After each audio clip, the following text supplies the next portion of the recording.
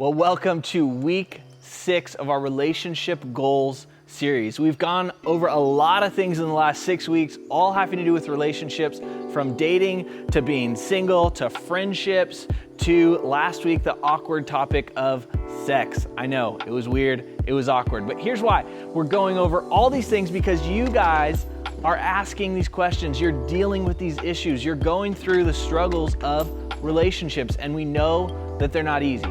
Speaking of questions, we've gotten a lot of questions over this series, and we want to answer those for you today. Lots of different students have asked questions, and we want to go through answering about 6 of those questions today. And so we're going to have each one of us take turns answering those questions, but we're going to hop into it right now. We hope you guys enjoy today's message. I shoot a shot. I'm coming in hot. Coming in hot. Coming in hot. Shoot that shot. Shoot that shot. Shoot, why not? Ain't no big. Feel like pop. We can't move. We can't stop. Yeah, coming in hot. How do I know if they're godly? How do you know if the person you are wanting to pursue is godly? That's a great question. And there's a few things that I want you to think about if there's someone that you're thinking about pursuing in a serious relationship. And the first thing is this, and it's really simple, but I really believe that if you take this to heart, it could change your perspective and your mindset about how you navigate potential relationships. And the first thing is look at the fruit. Look at their fruit. What are the results of their life? Do they love people well? One of the things that Jesus said was that you'll know they're my disciples by their way of love, by their way of loving people. So what you're going to want to do is look at how they treat the people around them. Look at how they speak to their family. Look at how they treat people who are service workers. Look at just how they love people in their world. And if they're not doing that well, then you might want to wonder, like, man, that doesn't mean that person has to be perfect. It just means that they're committed to growing and they're committed to loving people like Jesus does. And the second thing is this: are they committed to a community of people? There is no growth of godliness in your life without being in a community.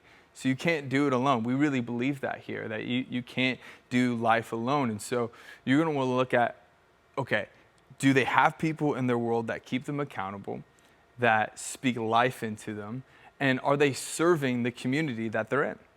And so those are just a couple things you're going to want to look at if you're trying to pursue somebody and get to know them and to see, is this person godly? Do they love Jesus?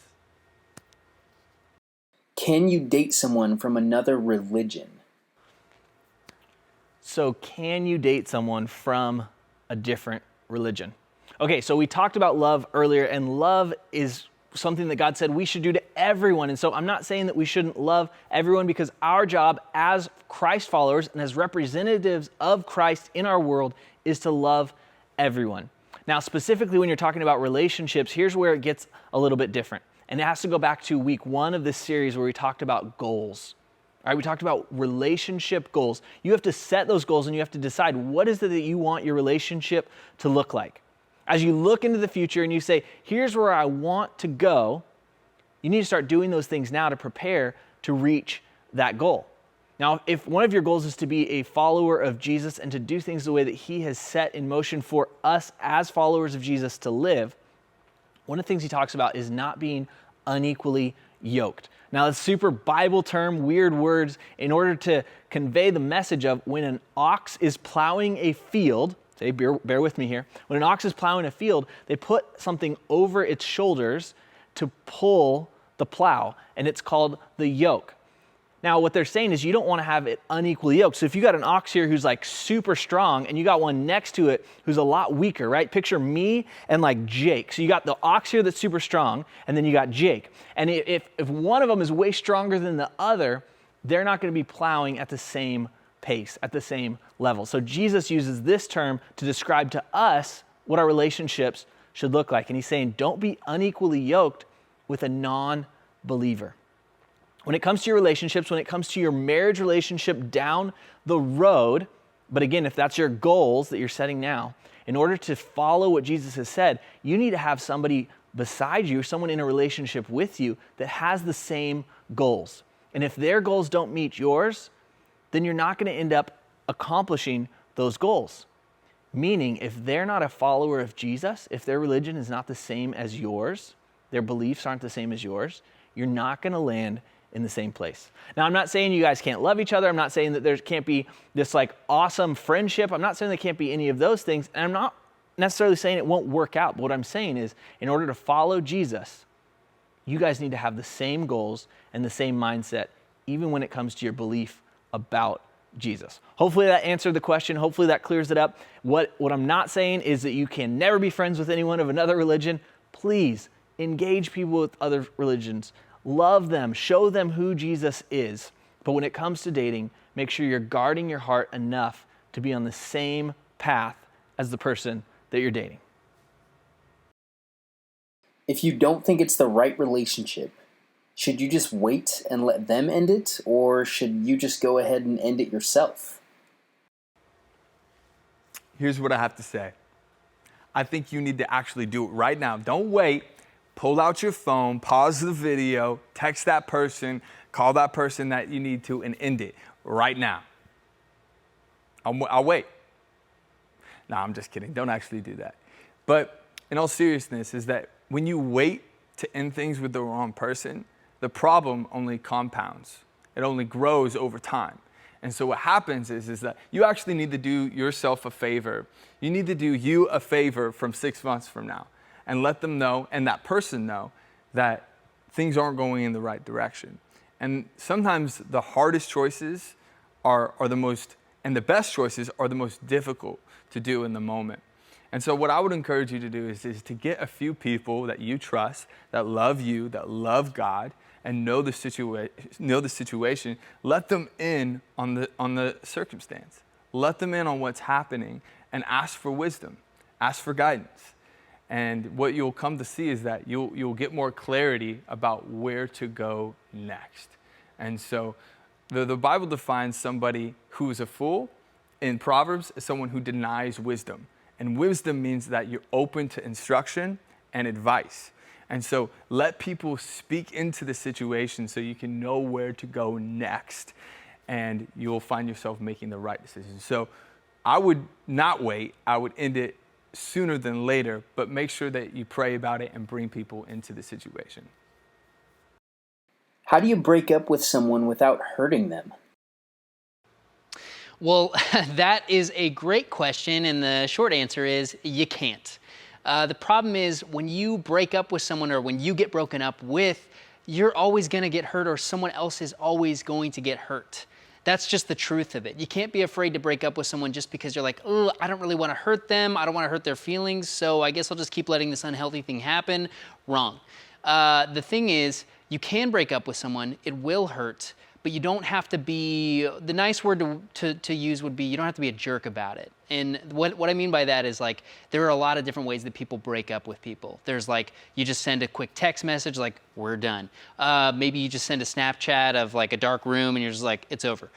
Those would be pretty terrible ways to break up with somebody. So I think to break up with someone, you have to like sit down with them. You don't have to be literally sitting, but meet them face to face, talk to them about it, and just say like, hey, these are the things that kind of were going wrong in our relationship. Here's where I'm at.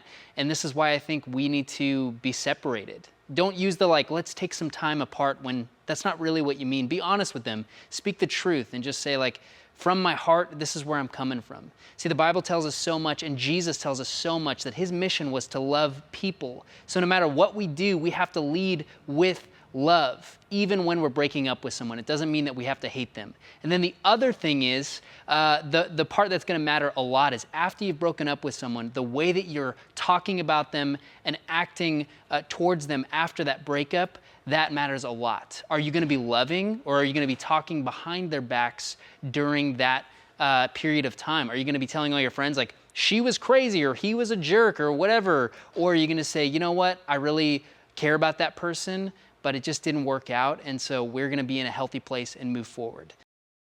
What's the difference between love and lust? So the difference between love and lust.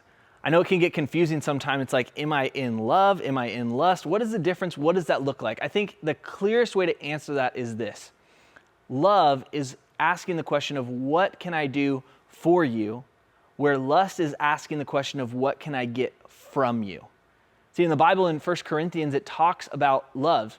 There's an entire chapter in 1 Corinthians 13. You've probably heard it at weddings before. And it talks about the things that love are. What is love? It says love is patient, love is kind. Love is all these things.